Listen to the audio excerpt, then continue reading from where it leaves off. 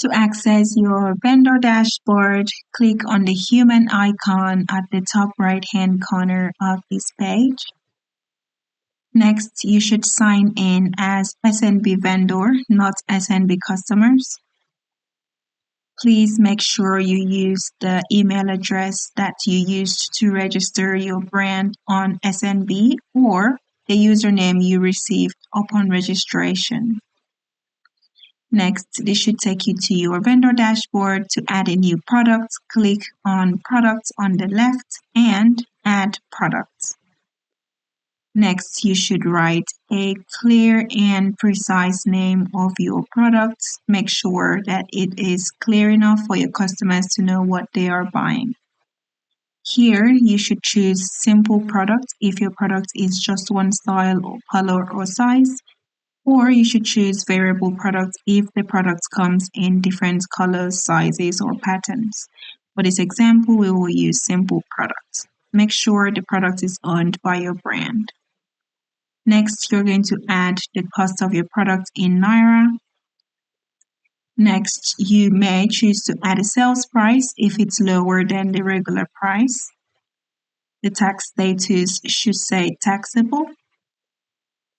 And the tax class should be standard. Next, you are going to add product gallery images for your product. Upload media files. Keep in mind the maximum products upload for one image is 5 MB. All of your images should be in your gallery and already prepped.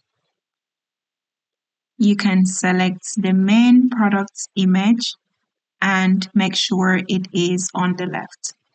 Next, select from the list of categories that match your product. Select from the existing tags or add a new tag. Next, you're going to add the first and detailed description of your product.